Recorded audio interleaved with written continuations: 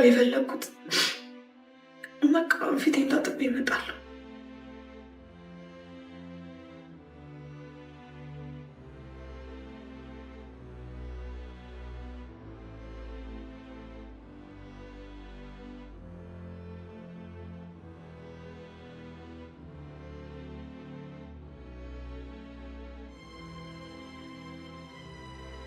No.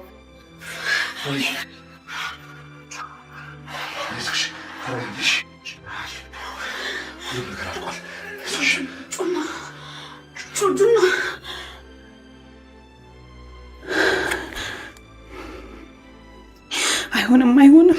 አምላክ እባክህን ቤተሰቦቼ ምንም አታርግብኝ።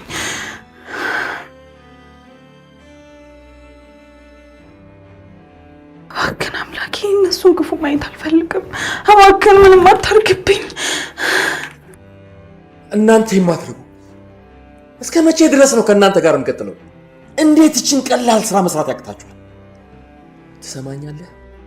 አሁን ስራውን ጨርሰን ማትመጣ ከሆነ ወደዚህ እንዳትመጣ። ለነገሩ የትም ብትሆኑ ሞታችሁ አይቀርም። ምድረ ደደብ ሁላ። ተመስገን ቤተሰቦቼ ምንም አልሆኑብኝም። ጋሽ ጩና ደህና ነች አይደለ?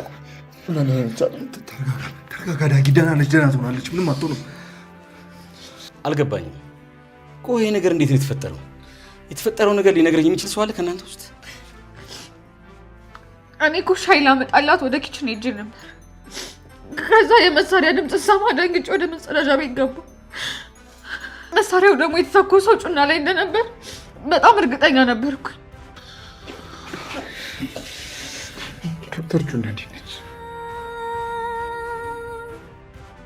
አምራን እንደዛ የሚፈራውንና በወንጀል የተጨማለቀውን አተፈራ ምንም ሳትፈራ ፊት ለፊቱ ተቀምጣ በበቀል ዓይን ታነጣጥራለች። ተኪላ ልቀዳልኝ ትችላለህ አለችው አስተናጋጁን። አቶ ተፈራም የኔንም ተኪላ አድርገው እስኪ አለ። አምራን እባላለሁ ብላ ተዋወቀችው። አቶ ተፈራ የምጠብቀው ሰው አለ አለችው። ማለቴ የምጠብቀው ሰው ከሌለ አብረን እንድንሆን ብዬ ነው አለችው በቆራጥነት። ተፈራ መጠጡን ለአፍታ አቁሞ በፊት እየተመለከታት የምጠብቀው ሰው አለ ብልሽ ከዚህ ተነስተሽ ሄጃለሽ አላት። የሚሄድ ከሆነ ለምን ቀድሜ መጣው ስትል መለሰችለት። አንተን ፈልጌ ነው የመጣሁት፣ አንተን ላናገር ነው የመጣሁት አለች አምራን ድምጿን ጠንከር አድርጋ። ከጎንሽ ማን እንዳለ ብታውቂ ለመሄድ ትፈጥኒ ነበር አላት። ግን እኔ ከጎን ያለውን ሰው ፈልጌ ነው የመጣሁት፣ ሁለታችንም የጋራ የሆነ ጠላት አለን እያልኩህ ነው። ላይኩንና የላይኩን ቤተሰቦች የጋራ ጠላታችን ናቸው። ተፈራ ቅንድቡን ሰብሰብ አድርጎ በጥልቀት እያያት እኔና አንቺ ማነሽ አንቺ የጋራ ጠላት እንዴት ሊኖርን ይችላል ሲል ጠየቃት። ለዛ ነው ፈልጌ የመጣሁት። አዎ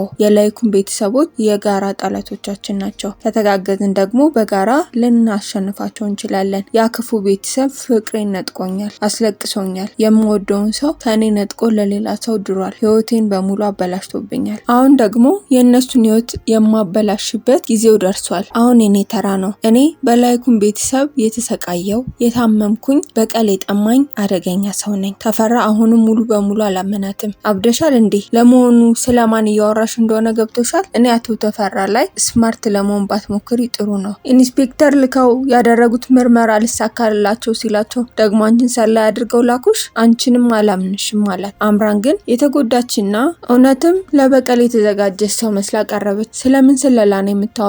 እነሱ የኔን ያንተንም ህይወት አበላሽተዋል። ጠላቶቻችን ናቸው። እኔና የምወደውን ፍቅረኛዬን የለያዩን የ3 ወር እርጉዝ እያለው ነበረ።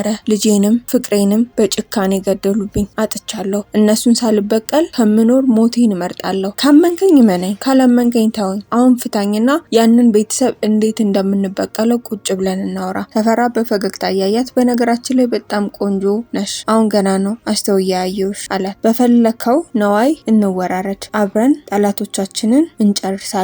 እኔ እነሱ ተላላኪ አይደለሁም አላታቸው እንጂ እያለች ወደ ራሱ መረብ አስገባችው። በሌላ በኩል ከአቶ ተፈራ ጋራ ከመገናኘቷ በፊት ከአቶ ላይኩን ጋራ ተገናኝታ ሰርጉን እንዳራዘመችው ስትነግረው ጋሽ ላይኩን በድንጋጤ ምን ተፈጠረ? ችግር አለ እንዴ አላት። ቤተሰቤ እንደዚህ አይነት ውጥረት ውስጥ እያለ እኔ ሰርግ ማድረግ ቅንጦት ነው። በእሱና በቤተሰቡ ላይ የደረሰው ነገር ሰምቻለሁ። ተፈራ የሚባለው ያደረሰባችሁን ነገርም በደንብ አውቃለሁ። ጋሼም እንዴ አንቺ ደግሞ ስለተፈራ ታውቂያለሽ? የኔ አስተዋይልሽ አንቺና ዳጊ ባልወልዳችሁም ለእኔ አንድ ናት፣ ልጆቼ ናት። ከናውም ለይቼ አላያችሁም። ግን ሰርግ እኮ እንደዚህ በቀላሉ የሚራዘም ነገር አይደለም። ከመወሰንሽ በፊት ደጋግመሽ አስቢበት አላት። አምራን ግን በደንብ አስባበትና ወስናበት መምጣቷን ያስታውቃል። ከኑሐሚን እንደሰማች ነበረ ሰርጉን ለማራዘም የወሰነችው። ጋሽ ላይኩንንም ከማናገሯ በፊት ከናውም ጋራ ተገናኝታ እንዳናገረችው የማይረሳ ነገር ነው። አሁን ቆርጣ ተነስታለች። ስልኬ ባትሪ ዘጋ በሚል ሰበብ ከጋሽ ላይኩን ለዶክተር ፋኑኤል ስልክ ልደውልለት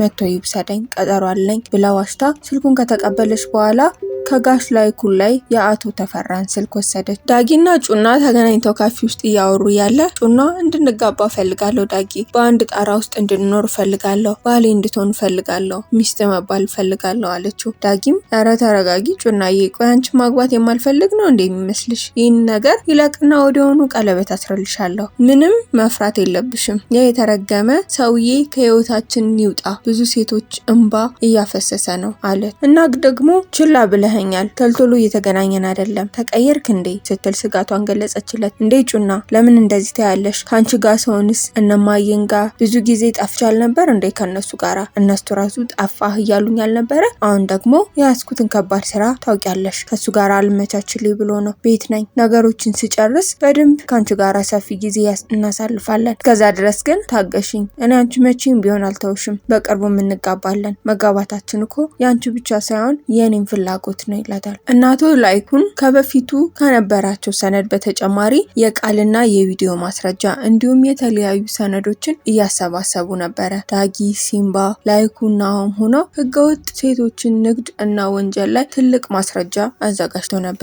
ሲምባ እየሰማህ ነው አለ ዳጊ ልጅቷ የቀረጸችውን ድምጽ። ከዛ በተጨማሪ ደግሞ የኮማንደሩ እና የተፈራ ህገወጥ ስራ የሚያጋልጥ ወሳኝ ሰነድ እጃችን ላይ ስላለ እነዚህ ነገሮች በደንብ ተጠቅመን ብዙ ነገር መስራት እንችላለን። እኔ አሁን ወደ ማህበራዊ ሚዲያ ወጥተን ከህዝቡ ጋር እንስራ ባይነኝ ሲል ሀሳባቸውን ገለጹ። ሲምባ ግን ስጋቱን ገለጸ። ሰውየው በመልካምነት ሽፋን አድርጎ ስለሚሰራ ህዝቡ የሚያምነን አይመስለኝም። አንዳንዶች እኮ የደሃ አባት እያሉ ነው የሚጠሩት። ስለዚህ በቀላሉ ሊያምኑን አይችሉም። እሱም ስሜን ሊያጠፉ የተነሱ ጠላቶቼ ናቸው ብሎ ማስተባበያ ካደረገ እቅዳችን በአጭሩ ከሸፈ ማለት ነው። ሰውየው ወደ ውጭ ህፃናትን በጎፈንድሚ እናሳክማለን በሚል ሰዎች ጋራ ህዝብ ጋር ጥሩ ግንኙነት አለው። በውስጡ ግን የሚሰራውን ወንጀል እኛ ብቻ ነው የምናውቀው። መንገድ፣ ውሃ፣ የተለያዩ በጎ እርዳታዎች ላይ ይሳተፋል። ስለዚህ ይህ ሰውዬ በቀላሉ ይህንን መረጃ ብቻ ይዘን ልናሸንፈው አንችልም። ለአንዴና ለመጨረሻ ጊዜ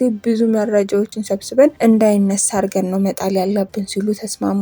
አቶ ተፈራም ወደ ጋሽ ላይኩን ስልክ ደወለ። ጋሽ ላይኩን ደግሞ ምን ፈልገህ ደወልክ አለው። ይኸውልህ ተገናኝተን መነጋገር አለብን ነገሮች ከመባባሳቸው በፊት ሲል ጠየቀው። ምን ያደርግልኛል ብለህ ፈርተህ ነው? ለአንተ የሚሆን ሰርፕራይዝ አለኝ። ያቺ ሴት ቤቴ ድረስ መጥቼ ስለወሰርኳት እኔን ትንሽም ቢሆን ክንዴን ቀምሰሃል አለው። በቴሌግራም የሆነ ቪዲዮ ልክልሃለሁ፣ ራስህ ተመልከተው። እጃችን ላይ ያለውን ወሳኝ ሰነድ እድሜ ልክህን እስር ቤት የሚያሳስር ነው። ከዛ በኋላ መልሰህ ደውልልኝ ሲል ስልኩን ዘጋው። ተፈራ ቪዲዮውን ሲመለከት በቁጣ በደ። አንተ ውሻ ይሄን ያክል ነው እንዴ ተደፋፈር ነው? ምንም አታመጣም። ይሄ ስራ ደግሞ ያንተ ብቻ ሳይሆን የሲምባም እጅ አለበት። ሲምባ ሂሳብን በልጅህ ነው የምትከፍለው፣ በልጅ ያወራርዳለሁ ሲል ዛተ። ሲምባም ከልጄ እራቅ፣ ከቤተሰቦቼ እራቅ፣ ካለበለዚያ በይበልጥ እየቀረብኩ እመጣለሁ፣ ሁላችሁም ሟች ናችሁ ብሎ ስልኩን ዘጋው። አቶ ተፈራም ነገሩን እንደ ቀላል አላየውም ነበረ። ቤት ድረስ ገብቶ ሙሉ ቤተሰቡን እንዲጨርስ አጋቾችን ልኮ ነበረ። በአጋጣሚ ግን ቤት ውስጥ የነበሩት ኑሐሚንና ጩና ብቻ ነበሩ። ኑሐሚን ለጩና ሻይ ልታመጣላት ወደ ኪችን ስትገባ ጩና ብቻ ሳሎን ላይ ነበረች። ጩናንም ወዲያውኑ በሽጉጥ መቷል። ተመልካቾቻችን የዛሬው የታሪካችን ጉዞ እዚህ ላይ ያበቃል። በሚቀጥለው ክፍል እስከምንገናኝ ድረስ ታሪኩን ከወደዳችሁት ላይክ በማድረግና ለወዳጆቻችሁ በማጋራት እንዲሁም ሀሳብና አስተያየታችሁን በኮሜንት አጋሩ። ለቻናላችን አዲስ ከሆናችሁ ሰብስክራይብ በማድረግ ቤተሰብ ይሁኑ። በቀጣይ ክፍል እስከምንገናኝ ድረስ ደህና ሰንብቱ።